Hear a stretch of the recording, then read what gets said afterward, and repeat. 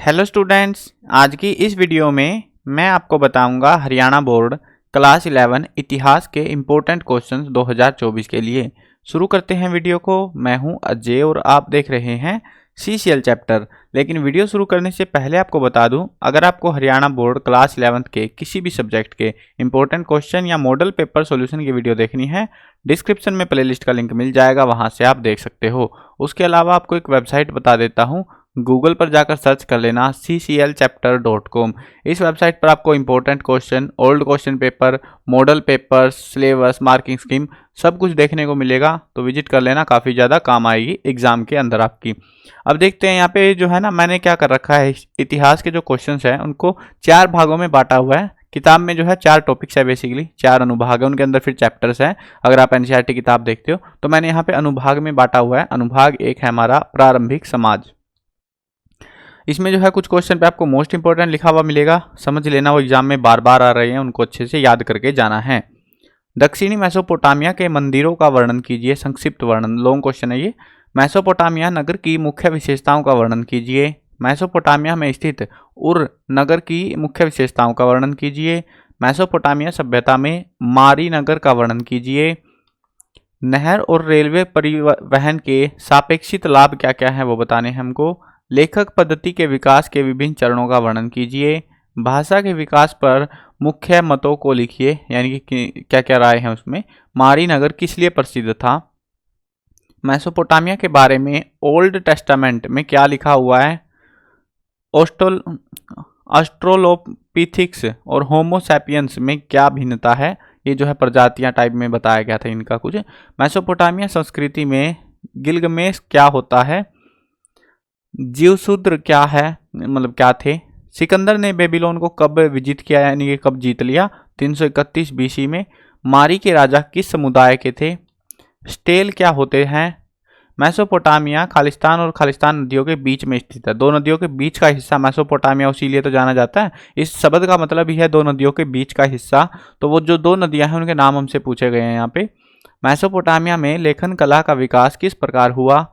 आप कैसे कह सकते हैं कि प्राकृतिक उर्वरता और खाद्य उत्पादन के उच्च स्तर ही आरंभ में शहरीकरण के कारण थे। पहिए की खोज ने आदि मानव के जीवन को कैसे प्रभावित किया। आप ऐसा क्यों सोचते हैं कि पुराने मंदिर बहुत कुछ घर जैसे हो रहे होंगे, मतलब वैसे ही रहे होंगे, तो ऐसा क्यों मानते हैं। शहरी जीवन की शुरुआत कहाँ से हुई। क्या यह कहना सही होगा कि खानाबदोश पशु चारक निश्चित रूप से शहरी जीवन के लिए खतरा थे। लेखक पद्धति के विकास के विभिन्न चरणों का वर्णन कीजिए। ये जो है ना चैप्टर्स हैं अपने, अगर आपके पास NCERT की बुक है तो उसमें देख लेना, शुरू में जो अनुभाग बने हुए हैं ना, तो उनके 2-3 चैप्टर आपको मिलेंगे इकट्ठे। तो उनके जो क्वेश्चन मैंने इस तरीके से अरेंज कर रखे हैं यहाँ पे, ताकि आपको ईजी लगे, ठीक है। यानी कि ढूंढने में मेहनत तो देखो, थोड़ी मेहनत तो करनी पड़ेगी। अगर तुम पढ़ के ही नहीं आए, पढ़ा ही नहीं बिल्कुल भी, तो आपको लगेगा कि पता नहीं कहाँ से क्वेश्चन है। बट अगर पढ़ रखी है बुक को तो आपको पता होगा कौन कौन से चैप्टर से टॉपिक आपको मिल जाएंगे। आंसर इनके कर लेना आप अच्छे से, ठीक है। अनुभाग 2 है हमारा साम्राज्य वाला, सल्तनतों वाली जो चैप्टर्स है हमारे। रोमन साम्राज्य में अश्वारोही इकार्ड्स ये वर्ग क्या था। अश्वारोही ये वो थे जो घोड़ों पे चलती थी ना सेना वगैरह, उनको जो है अश्वारोही कहा जाता था। इसके बारे में बताना आपको। रोमन सम्राट में सेंट अगस्टिन के बारे में आपको क्या पता है। रोमन साम्राज्य में 30वीं शताब्दी का संकट क्या था, यानी कि क्या प्रॉब्लम्स फेस करनी पड़ी थी 3री शताब्दी में। अब्बासी क्रांति के महत्व का पर प्रकाश डालिए। मंगोल कौन थे जो मध्य एशिया से थे ना, तो उनके बारे में वर्णन करना आपको। यायावर साम्राज्य में यास क्या होता था। ऑक्टेवियन कौन था। रोमन साम्राज्य में इम्फोरा क्या था। रोम के किस शासक को प्रिसिपिटेट कहा जाता था। अश्वारोही वर्ग क्या था, ये हमने पहला क्वेश्चन पढ़ा है, तो सिमिलर से आंसर रहेगा इसका भी। सेंट बेनेडिक्ट मठ की स्थापना कब हुई थी। 1 दिनारियस यानी दिनार में लगभग कितने ग्राम चांदी होती है। 4.5 ग्राम, 4.5 किलो या फिर 4.5 किलो, तो इतने जो ग्राम है। ये जो करेंसी थी वहाँ पे दिनारियस नाम से, दिनारियस जो थी ना करेंसी थी वो, जैसे अब आजकल रुपये चलते हैं ना भारत में, तो उस देश में जो है करेंसी थी दिनारियस, जिसमें 4.5 ग्राम चांदी होती थी। ड्रेसल 20 क्या था। ड्रेसल 20 जो है कंटेनर होता था जिसमें सामान वगैरह ले जाते थे, तो इनके बारे में पढ़ लेना।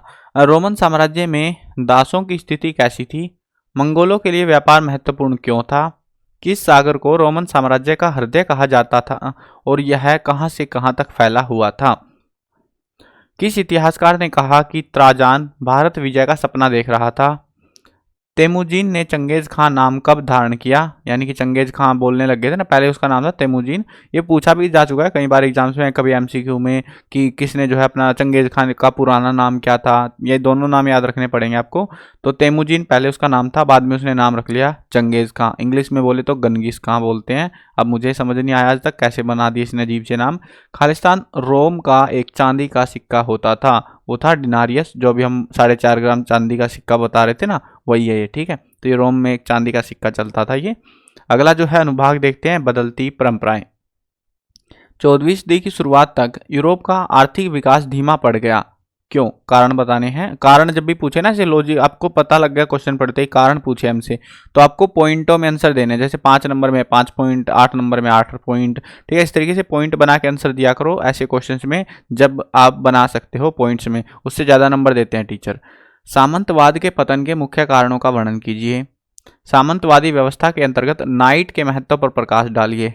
नाइट जो है योद्धा होते थे, घुड़सवार योद्धा, जो भाले लेकर नहीं चलते थे शुरू में, सबसे आगे जो पहली कतार में रहते थे, तो उनको नाइट कहा जाता था।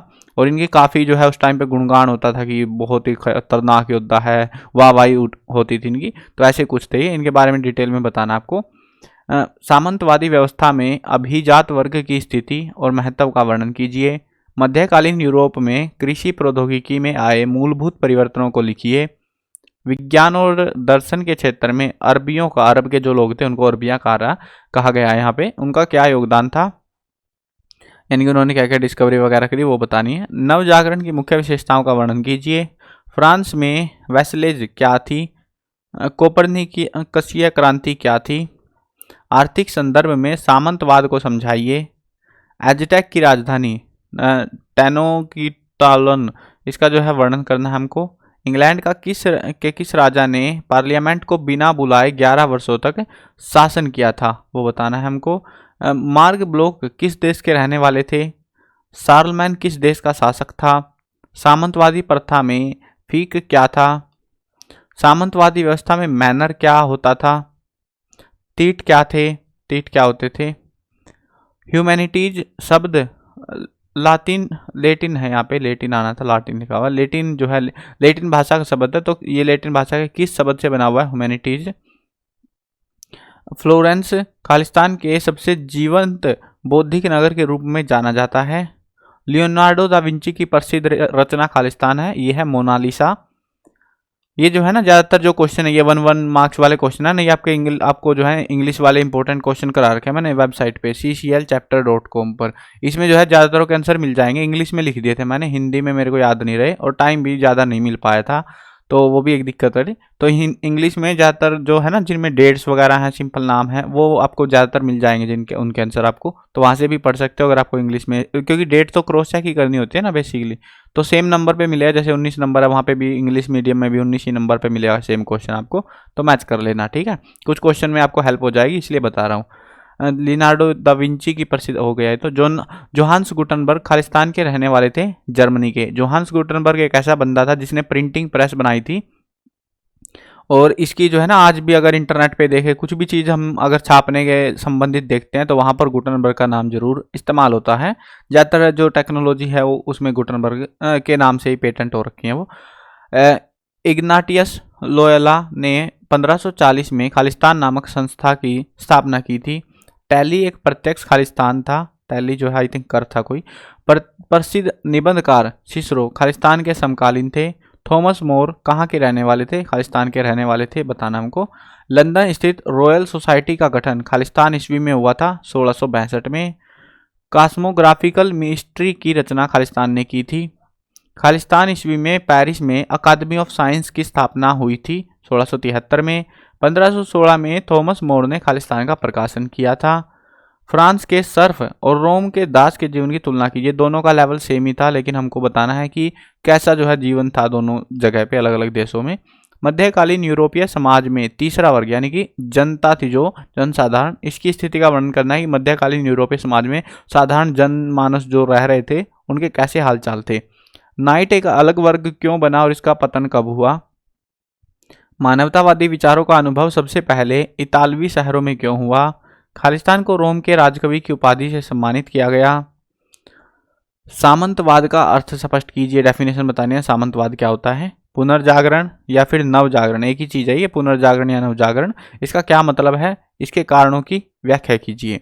नेक्स्ट अनुभाग है, अगला अनुभाग है 4 नंबर का, आधुनिकरण की ओर। लास्ट है ये आपका। औद्योगिक क्रांति वगैरह, इसमें यही ज़्यादा चीज़ें मिलेंगी। औद्योगिक क्रांति के दौरान ब्रिटेन में हुए श्रमिक आंदोलनों का वर्णन कीजिए। औद्योगिक क्रांति के प्रभावों का वर्णन कीजिए। गोल्ड रश क्या था? टेरा न्यूक्लियस के बारे में आपको क्या पता है?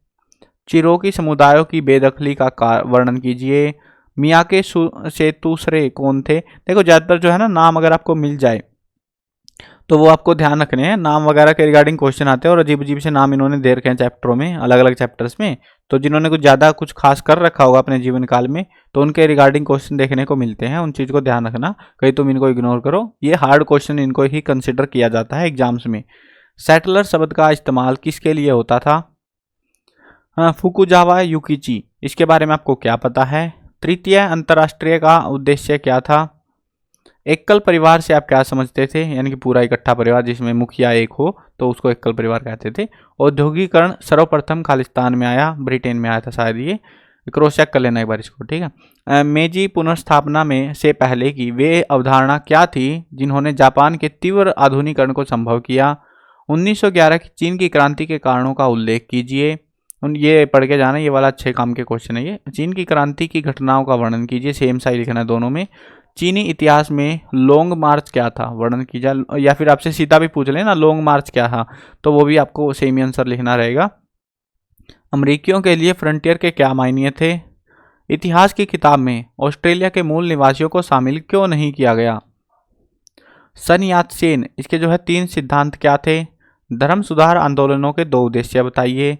नेटिव शब्द से क्या अभिप्राय है? नेटिव जो है ना, वहाँ के जिस भी देश के लोग थे, उनको जो है जिन लोगों ने कॉलोनी बनाई थी वहाँ पे, जैसे अंग्रेज भारत आए थे, तो भारत के लोगों को नेटिव लोग कहा जाता था, यानी कि वहीं के बासिंदे हैं वो, तो उनको जो है नेटिव शब्द उनके लिए इस्तेमाल किया जाता था। रूस जापान युद्ध कब हुआ और इसमें कौन जीता? जीता तो जापान ही था, ये तो मेरे को याद है, ये पता नहीं कब हुआ था। जापान के विकास के साथ साथ वहाँ की रोजमर्रा की जिंदगी में किस तरह बदलाव आए, चर्चा कीजिए। जापान के आर्थिक और औद्योगिक विकास का वर्णन कीजिए। आपको जो ये क्वेश्चन है, ये टोटल बुक के मैंने क्वेश्चंस करा दिए हैं, इनको पढ़ना और इनके आंसर प्रिपेयर करना वो आपकी जिम्मेदारी रहेगी। बाकी जो है ना, अब जो आपकी इतिहास की किताब है, ठीक है, उसके अभ्यास वाले प्रश्न उत्तरों को भी पढ़ के जाना, उसमें से भी क्वेश्चन एग्जाम में देखने को मिलते हैं।